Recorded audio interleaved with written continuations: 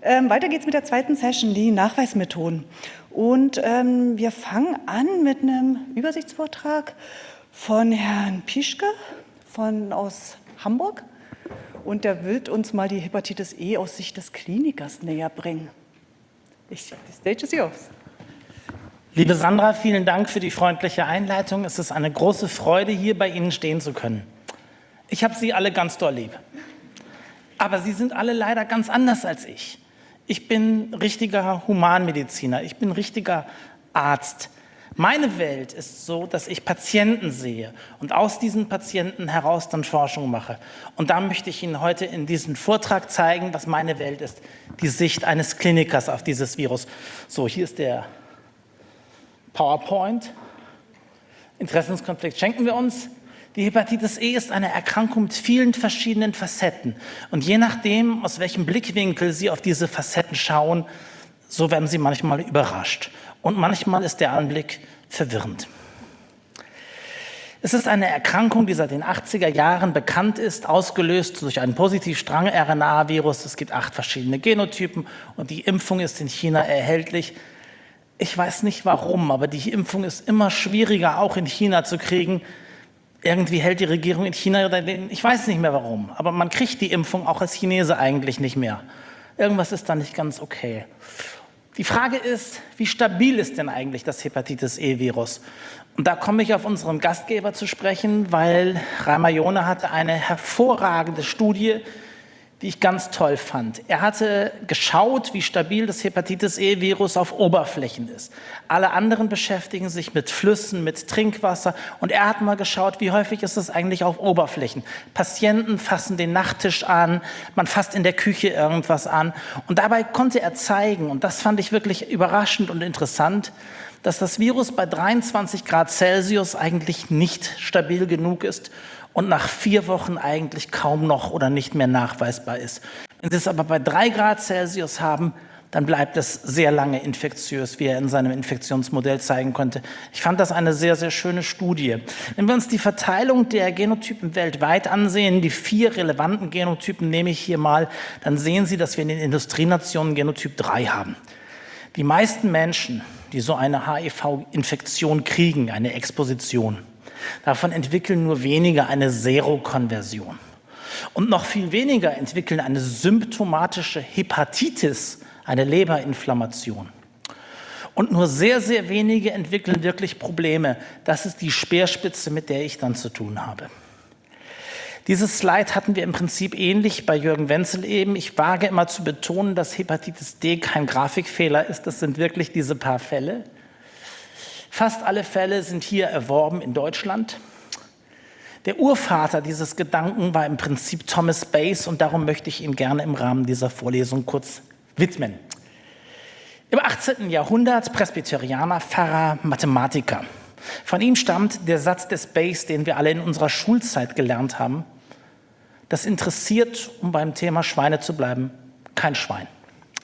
Aber das bekannteste Zitat von Herrn Bayes, das kennen Sie alle.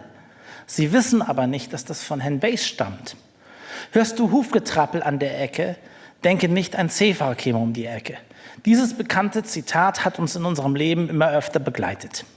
Das hier ist ein Pferd und das ist ein Zebra. Hepatitis E ist kein Zebra. Die ganz Schlauen von Ihnen sagen jetzt, ein Pferd ist es aber auch nicht. Wir spulen weiter. In den Entwicklungsländern ist die Erkrankung für 3 Millionen symptomatische Fälle, insbesondere mit tödlichen Verläufen bei schwangeren Frauen verantwortlich. Es ist keine Zoonose und es gibt keine chronische Hepatitis E. Genotyp 3 und 4 in den Industrienationen, ganz anderes Bild. Wenige diagnostizierte Fälle pro Jahr, insbesondere bei älteren Männern, eine Zoonose. Sie müssen Schweinefleisch über 70 Grad Celsius erhitzen, um das Virus zu inaktivieren. Und es gibt beim Immunsupprimierten die chronische Hepatitis E. Das eine ist ein tropisches Virus, das andere ist ein hier endemisches Virus. Bluttransfusionen sind erfreulicherweise seit Januar 2020 weitestgehend sicher. Ich habe seitdem sehr wenige Fälle von bluttransfusionsübermittelter Hepatitis E gesehen, die unter dem Radar waren. Weitestgehend sicher. Hier sehen Sie einmal die AST- und ALT-Werte bei autochthonen versus reiseassoziierten Hepatitis-E-Virus-Infektionen. Und die reiseassoziierten Genotypen scheinen die schwerwiegenderen Verläufe hervorzuleiten. Eine sehr schöne Arbeit in diesem Zusammenhang ist von den Regensburger Kollegen, wo die Regensburger Kollegen in einer großen Kohorte die Verteilung der Hepatitis-E-Virus-Infektionen genotypisiert haben und herausgefunden haben, dass die meisten Genotyp 3 sind. Und Genotyp 3 ließ sich in 2 Gruppen einteilen, Genotyp 3, Group 1 und Group 2. Und die meisten waren Group 2, aber die Group 1 hatten die schwerwiegenderen Verläufe verglichen mit der Group 2. Eine sehr schöne Arbeit der Regensburger Kollegen, die das Feld deutlich voranbringt. Es gibt zahlreiche Übertragungswege für das Hepatitis-E-Virus und dann gibt es einen sehr mannigfaltigen Verlauf und als Folge kann es zu extrahepatischen Manifestationen kommen, doch dazu später mehr. Und was ist mit Haustieren? Das ist natürlich, was Sie alle brennend interessiert. Wir haben dazu jetzt eine Studie durchgeführt und haben 365 Tiere uns besorgt, Serumproben und Plasmaproben von befreundeten Laboren und haben die untersucht. 21 Tiere, das sind 5,8%, waren anti-HIV positiv in dem sogenannten MP-Test. Wir haben noch einen zweiten Test, einen schweinespezifischen Test genutzt, den Prio-Check-Test. Und eines dieser Tiere war in dem Prio-Check-Test positiv. Das kann ich nicht ändern. Das ist die Wahrheit und ich will Ihnen die Daten zeigen. Ich halte das für falsch positiv. Hier sehen Sie einmal die OD-Werte von dem MP-Assay und Sie sehen, Hunde haben deutlich mehr positive Tiere und deutlich höhere OD-Werte und das deckt sich in beiden Test-Assays. Hunde sind eine Risikogruppe für Kontakt mit dem Hepatitis-E-Virus, Katzen sagen wir moderat und Pferde eigentlich nicht. Hier sehen wir die Charakteristika der positiven Tiere. Wirklich interessant ist, dass eigentlich viele von denen, die Normwerte bei Katzen sind eigentlich, Hunden sind ähnlich, wie wir es beim Menschen kennen und auch beim Pferd, dass viele von denen deutlich erhöhte Leberwerte haben. Wen soll ich denn jetzt in der Humanmedizin auf Hepatitis E testen und wie? Und wie? Bei den immunkompetenten Patienten. Da können Sie auf PCR testen, das ist jetzt seit ein paar Monaten endlich im gesetzlichen Krankenkassenkatalog erstattungsfähig, was es bisher nicht war. Und bei den Immunsupprimierten, da müssen Sie per PCR testen, da ist die Serologie nicht aussagekräftig. Ich kenne viele Fälle, wo die Serologie beim Immunsupprimierten falsch negativ ist, was das eine Gefahr für Ihren Patienten darstellt. Der Antigentest und der IgG-Test, die sind für Leute wie mich, die damit Forschung machen, interessant, aber im klinischen Alltag spielen die eigentlich keine Rolle. Wenn wir uns die aber ansehen und uns die Seroprävalenz in Europa ansehen, dann sehen Sie, dass diese Tests sich sehr unterscheiden und dass die Länder sich sehr unterscheiden. Frankreich ist eine Gegend, wo Hepatitis-E-Virus-Infektionen häufig vorkommen und Großbritannien eine Gegend, wo sie seltener vorkommen. Das war schon vor dem Brexit so. Und hier sehen Sie Nordamerika versus Südamerika und Sie sehen, dass in Nordamerika die Seroprävalenz signifikant höher ist als in Südamerika. Und da kommen wir zu einer Ungerechtigkeit der menschlichen Geschichte. Donald Trump hat das erkannt und er wollte seine südamerikanischen Nachbarn schützen und eine Mauer bauen. Man hat ihn falsch verstanden. Wir haben jetzt in einer nicht veröffentlichten großen Meta-Analyse die Daten für Blutspende analysiert und auch da ist es so, dass Nordamerika und Europa, sage ich mal, die interessanten Regionen sind, Nordamerika aber deutlich hinter Europa liegt, signifikant dahinter. Meistens kontrolliert unser Immunsystem das Hepatitis-E-Virus gut, aber manchmal bricht es aus und dann kann es verheerend werden. Hier sehen wir so einen Patienten. Das ist ein Patient, wie ich anhand von Rückstellproben zeigen konnte, herztransplantiert erhielt er zu diesem Zeitpunkt Plasmapherese und Rituximab. Wir haben sein Immunsystem geplättet, gelöscht und haben ihm dann Plasmapherese angedeihen lassen. Und eine dieser Proben, das habe ich anhand von Rückstellproben herausgefunden, war PCR-positiv. Die grünen Punkte zeigen, zu diesem Zeitpunkt stelle ich die Erstdiagnose, da lerne ich ihn kennen, viele Jahre später. Ich beginne ihn mit Ribavirin zu behandeln, er heilt nicht aus. Er hat eine Leberzirrhose, er heilt weiter nicht aus. Ich behandle neu mit Ribavirin, er heilt nicht aus. Es gibt keine Option. Dieser Mann wird nicht mehr ausheilen. Seine Leberzirrhose habe ich einigermaßen im Griff und ich behandle ihn jetzt niedrig dosiert mit 200 Milligramm Ribavirin bis an sein Lebensende. Aber ausheilen wird er nicht. Wen sollte man denn jetzt eigentlich behandeln und wie? Immunkompetente müssen Sie eigentlich fast nie behandeln. So gut wie nie. Immunsupprimierte, man kann den Immunstatus bessern und wenn die länger als 3 Monate viremisch sind, kann man die mit Ribavirin behandeln. Damit heilen sie ca. 85%. Ausnahme sind hämatologische oder Vaskulitis-Patienten. Das ist wichtig zu verstehen. Bei diesen Patienten ist die Grundkrankheit häufig so rapide und aggressiv, dass sie ganz schnell und hochdosiert mit Ribavirin behandeln müssen, um die Patienten schnell virusfrei zu kriegen, weil sonst ihre Krebserkrankung oder ihre rheumatologische Erkrankung für sie lebensgefährlich werden kann. Es sterben mehr Patienten mit Lymphom und Hepatitis E an den Folgen des Lymphoms als an der Hepatitis E. Die Unterlassung der Ärzteschaft, die Chemotherapie zu pausieren, das ist die Entscheidung, die viel gefährlicher ist als das Virus. Was ist mit diesen berühmten extrahepatischen Manifestationen? Das erste Mal wurde ich darauf aufmerksam, als ich diesen Patienten mit Kryoglobulinämie diagnostizierte.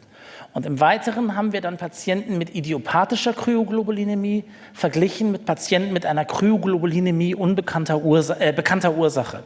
Und die Seroprävalenz bei den idiopathischen war deutlich erhöht, sodass man mutmaßen kann, bei einem Teil von denen ist das Hepatitis-E-Virus der Trigger dieses seltenen Immunphänomens.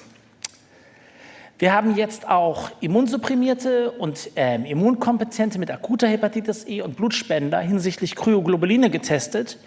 Und sie fanden im Prinzip nur bei den chronisch Infizierten, dass es zu dieser überschießenden Immunantwort kam. In Europa sind die wichtigsten extrahepatischen Manifestationen neurologisch, nephrologisch, immunologisch. In den Tropen bei anderen Genotypen Schwangerschaft und Mortalität hatte ich erwähnt und Pankreatitis, das sind die Themen.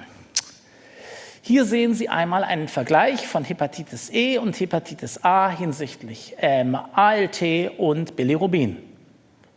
Und wenn Sie das Kreatinin vergleichen, dann sehen Sie ein völlig anderes Bild.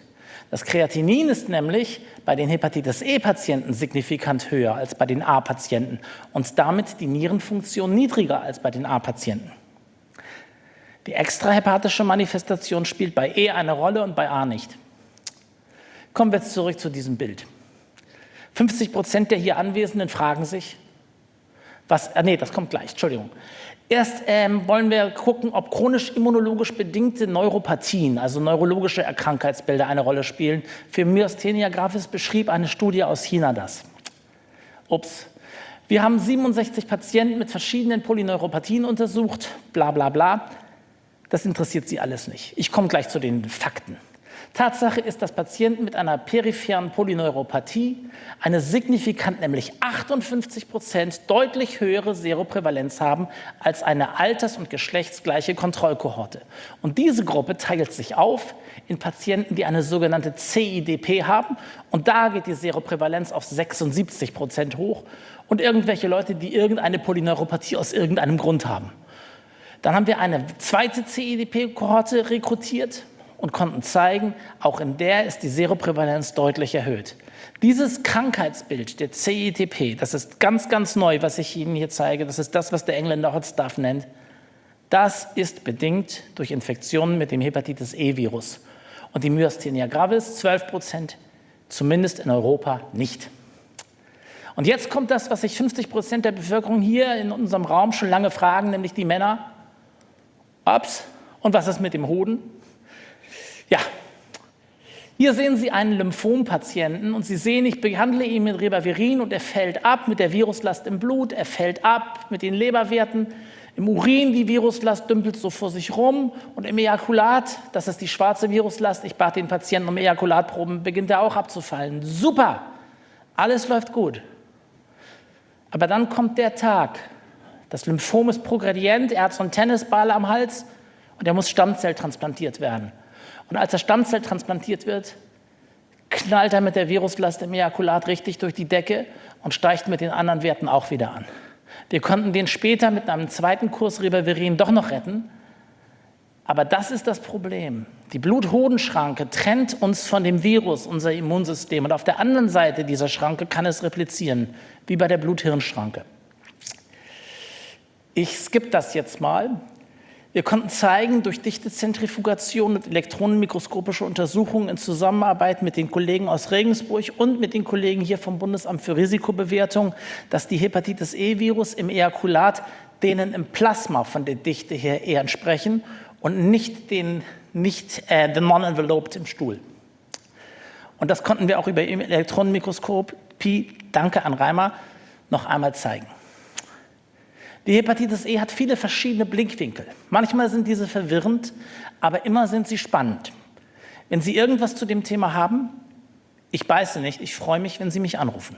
Ich beiße nicht, wie viele Tiger sehen Sie auf diesem Bild?